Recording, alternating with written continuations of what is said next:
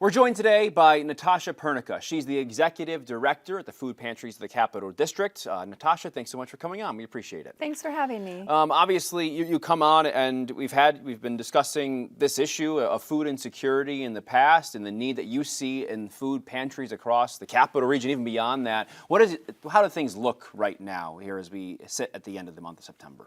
This is a good time to really talk about what the community need is looking like. I think we continue to talk about an increased need for food pantry assistance, and that's kind of the position we're in again now. This year, compared to last year, we're 5% higher in service levels here in the Capital Region.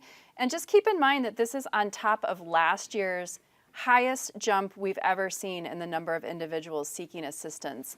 Right here in New York's Capital Region, our 73 food pantry members served 104,000 people just right here. And the numbers are continuing to go up. How are the pantries doing in keeping up with the need? It's tough. I have to say, when we have convened our food pantry members, the number one thing that everyone is concerned about is funding and how do we keep our food pantry shelves stocked. You know, we're coming up on the holiday season where a lot of pantries do special programs and distributions and trying to make sure that we have proteins and vegetables and fruits and grains and things that people are used to eating around the holiday season, but also day in and day out, breakfast, lunch, and dinner, making sure we have quality and variety of food. What are people, would you say, that you've encountered that they're saying, what are people struggling with that's kind of making them have to go and have this increased need?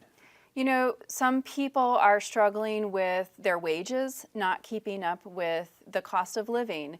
We saw a 25% increase in food costs from 2019 to 2023. And again, inflation might not be as great of a jump, but it's building on top of a very large food inflation. We're also seeing, families where even two parents are working for the first time turning to food pantries, as well as retired individuals who are on really limited incomes and their dollars are just not going as far as they used to. When it comes to the SNAP benefit conversation, we've talked about that before, back when the emergency SNAP benefits ended during the pandemic, post-pandemic, and now you're seeing some changes made at the federal level. What kind of ripple effect does that have?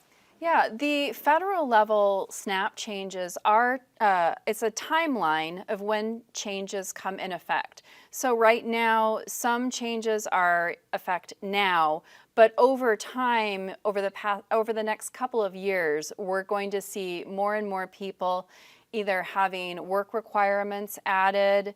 We're going to see the dollar amounts not increasing in a way that keeps up with the reality of what food people need. I think there's, this idea that SNAP is a supplemental program, right? It's called Supplemental Nutrition Assistance Program. Yeah. But the more dollars people get in SNAP benefits, the more they can shop at a regular grocery store for the foods that they're used to eating and they want to eat and culturally appropriate. The less SNAP dollars people have, the more pressure there's going to be on the food pantry system. And we do the best we can to keep up with it, but it's not the same thing as being able to go to a grocery store and buy things that you're used to eating. Yet CBS News just put out a report, said family in New York is expected to lose $190 a month with some of this assistance. And obviously, you wonder where then that will be, what's the ripple effect of that, right? Well, that in itself is significant for a family.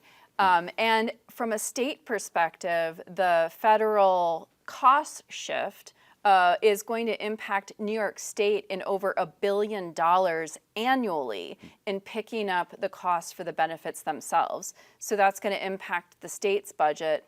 And they're going to have to make some really challenging decisions because food pantries rely on state funding as well to help purchase healthy, nutritious foods to keep the pantry shelves stocked. So if you take the money from here, you're just going to see a need over here. So it's just kind of, what is that, whack-a-mole game, right? Yeah. And how it's going to finally play out, I think the people that are going to hurt are the ones that are relying on both SNAP and food pantries. Yeah, and we've seen, at the state level, obviously some decisions are going to have to be made with the budget in terms of federal funding cuts and things like that as a whole. And obviously there's a provision in there for, right, food assistance programs, things like that. Obviously that's something I'm sure that you'll be advocating for once the session starts again. Yeah, I mean, last year the funding was stagnant in the state budget for areas that food pantries rely on, and so we're already doing more with less. But this is really where community is so important, because that's what we can do, is come together through food drives and fund drives and supporting local organizations. Yeah, how can people help? I guess can you get a little bit deeper into that? Sure. Well, here at the Food Pantries for the Capital District, we work with 73 pantries. We help deliver food. We delivered over 4 million pounds of food, and your dollars stay local. They can go a lot farther if they go directly to a food pantry. So one of our big events is coming up, our Harvest Evening Celebration, October 23rd, here in Troy at Franklin Plaza. And I love that event because it's a lot of wonderful people coming together along with our food pantry members.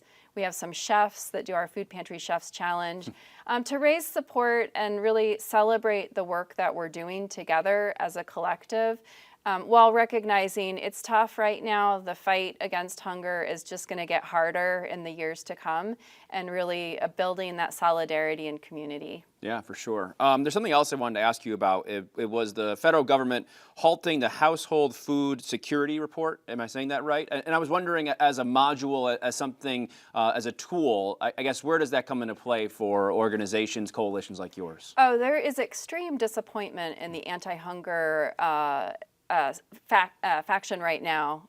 There's extreme disappointment because we rely on the USDA food insecurity data. We've been using it for 30 years, and it really is the standard for food insecurity surveys. I think food insecurity, what is food insecurity?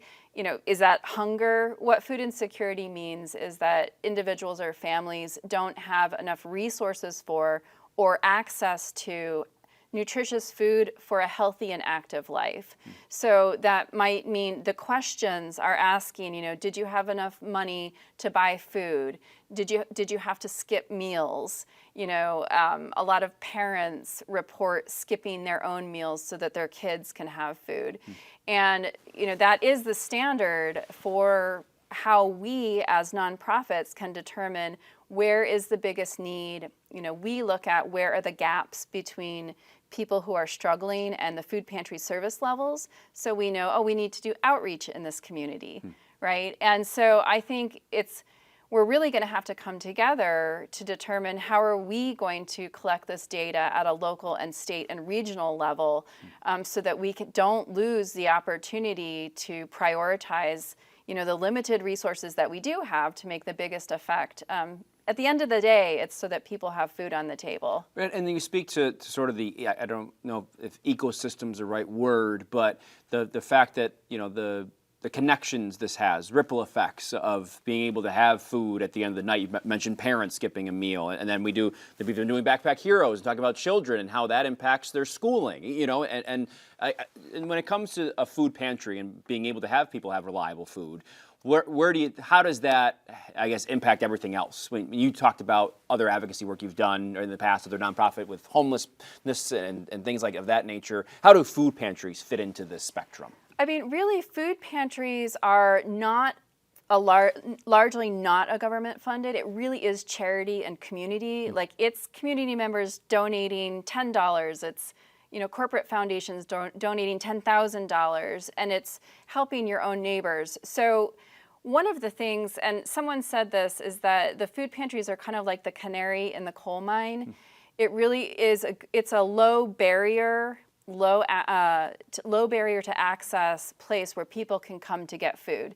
There's not a lot of bureaucracy or paperwork to fill out. So someone who might not be eligible for SNAP because they make $10 too much a month could go to a food pantry, right? So what we are seeing exponentially is that the pressure on food pantries is growing because the government assistance programs are shrinking and pulling back.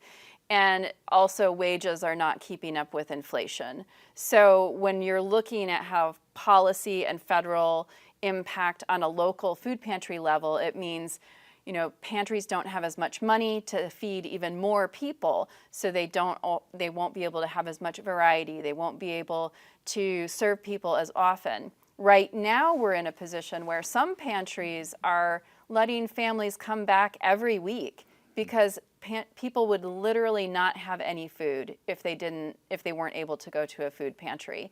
So being able to document the food insecurity levels that people are experiencing is incredibly important for anyone who's making policy or funding decisions, because I know that if I hope there's no one that thinks anybody should be going hungry.